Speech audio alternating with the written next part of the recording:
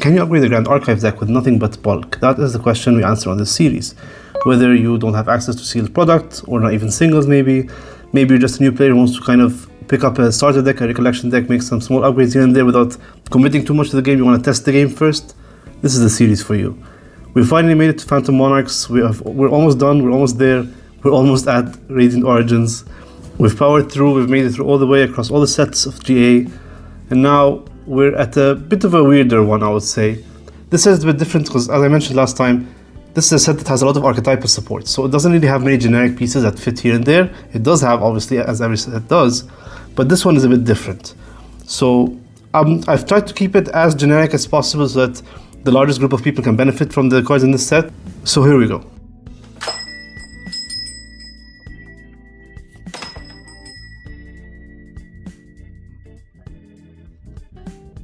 Starting off with a banger, to be honest. This is Incapacitate. This is the premier negation / counter spell card in the game that kind of established the baseline for what a good counter spell is. Obviously we had Frostbind and other cards as such, but this was really just essentially a 2-cost negate for an action card, not an ally, but doesn't negate attack cards, negate action cards. But trust me, more than often, it's more than enough. And the deck that we usually play this is Tristan, or now even Xander. We also have Sheen Merlin, basically, the Assassin Merlin. And this card was only available in the Tristan Recollection deck. Thankfully, it's been since reprinted here, which makes it accessible. It had another print as a promo, but we're not going to be talking about that. And now it's just an uncommon in PTM. It doesn't get better than that. You just pick it up, play it in any Assassin deck. Even if not even playing an Assassin deck, you can play it in Serio, for example. If playing the Influence version of Serio, that was like, you build Influence, and then you attempt to go for game, this is the card you would actually play in that deck to protect your Serious Command, to protect some of your big pushes, big plays. Next up, we had a very cool card, Spalling Cleanse. It's kind of a replacement for Fast Cure in water decks. This one here is 3, though that one here is 4, but that's fine. It's just a floating memory, you can just shotgun it whenever you need to float. In the grave, you need a heal, etc. Really amazing card. Continuing with the water cards, Rainwoven Chrysalis is kind of like, it's kind of a crystallized destiny, however it reduces all the damage you would take to except 1. Not a big deal, but at least it's 2 costs. So in a water deck, let's say someone's going for a big attack, a big push, you play this, you just take 1 damage, which is fine. It has not seen a lot of play, but I personally am a believer in this card. Previously we had a card called Water Barrier. That one was a 3 cost, I think it was a Cleric class bonus float. Did the same thing basically, except it doesn't have the Sheen effect it has on this card. But that's mostly irrelevant unless you're playing that Merlin. But yeah, if you're looking for a defensive card in water, not a bad card. I personally like this card. Then we have an exalted card, we have Ducal Seal. This is kind of a souped up Tariff Ring. So this is a card you can play when you have advanced elements activated for you. And it's really cool, it's kind of like, as I said, it's a Tariff Ring, but instead of paying 2 for every attack, you pay 3. In some later games, when you're at level 3, or you have an advanced element active for you, this can really protect you, and like, paying 3 for attack is even a bigger hindrance than paying 2 for an attack with Tariff Ring. And some decks can even play this and Tariff Ring as well. So, I mean, it depends on the deck you're playing, but if you're really worried about like maybe an ally heavy format and like a attack heavy format, you can play this card, you can play Tariff Ring, one or the other, depends on what you prefer. But this is an option. Then, honestly, this surprised me because we already had the equivalent of this in Blinding Orb, but it was an Assassin card. It was well, it could be played in any deck, but it costs 1, and then if you banish it, you would get a draw. This is different. This is Enfeebling Orb, and it's a card that is generic for any deck to play. You just play it, banish it, opponents are supposed to 2 cards from their hand. If you're going for a kill turn, you're going for a big push, you do this ahead of time, you do this, like you kind of time it right whenever you need to time it right. This really helps you like go all the way, and it can be even used defensively. If you're afraid of the opponent gathering cards, playing lots of things to kill you, you do this on their turn to make them pay some cards, put some cards down in the memory, and then they have less cards to kill you with. So it's very flexible in that sense. It's also a very skillful card. It's not a card you just bring out shotgun and you're done. No, it's knowing when to time this makes all the difference. So I would say get some practice with this card. And you'll notice that as you grow more experience in the game, this card becomes better in your hands. Alright, now Royal Oath card. So this one has not seen a lot of play. However, Serio's been playing this recently because it's an exalted Norn card that you can play, and it's a 3/4 intercept with vigor. So you attack with it, and then the turn wakes up and it's still defensive. So it's both an offensive and a defensive card at the same time. So in that sense, it's really cool, and 3/4 is nothing to scoff at.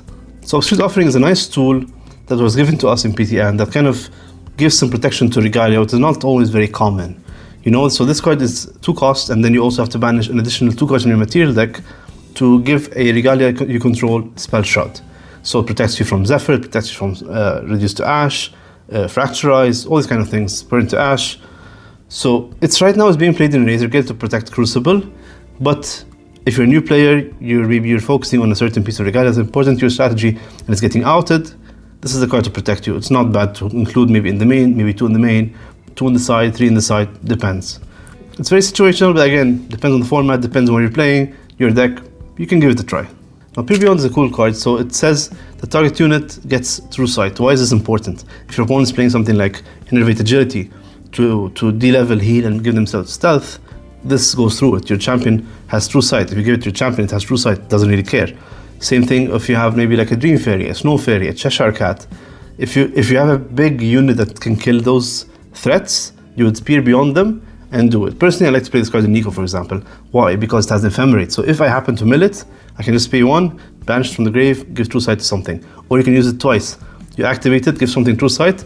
Ephemerate it, give something else True Sight. Now 2 of your units on the board have True Sight. So if your opponent has, again, Innervate, which gives everything stealth, you don't really care about that. I think this is a very nice, flexible card. It has not seen a lot of play, but I think it has a lot of potential. Alright, Soul Enchant is another 1-cost card. This one is more of the Assassin hate, mostly for Tristan, because Xander doesn't really care as much about prep counters. This is a card that's very simple. You play it, remove a prep counter from the champion, opponent's champion, draw a card in replacement. Very simple. It's not, you might think that removing 1 prep counter isn't going to make much of a difference. That's true, it doesn't always make much of a difference. But if you play it in the early game when they're still building their influence, especially against Tristan, which needs certain counters on its level 2 to draw cards, basically, when they level up to level 2, this is a nice card. It can like slow down their slice and dice. They need 3 prep counters for that. This will slow them down. Like, I remember I had one game where this was played 3 times against me. Like, Soul Enchant over several turns in the early game. It was tough, but I happen to have a lot of prep generation again. So again, it's not the end-all be-all. Another option you have, obviously, is Staggering Strike. I would say look into that as well.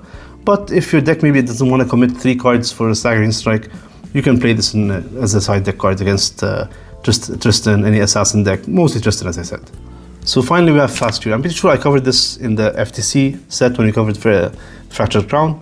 However, it's since had a reprint, and Fast Cure remains a nice staple for any level 3 deck that wants to heal, stabilize, get some free float. Fast Cure has always been a staple in that sense, and it's good that it was reprinted in the set because FTC, as you know, is mostly out of stock.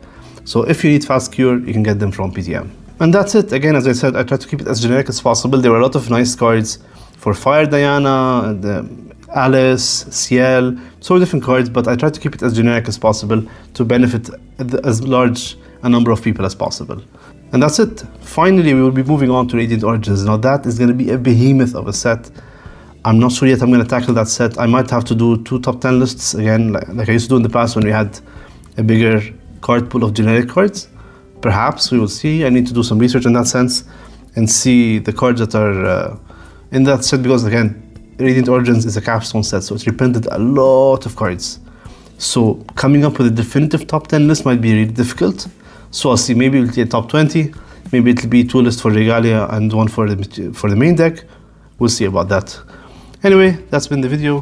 Thank you so much for watching. As usual, if you can like this video, it would really help. The subscribe is even better. And if you think I missed anything, any cards you believe in PTN that deserve to be mentioned, let us know in the comments. Maybe it'll help someone out. Thank you so much, and see you in the next one.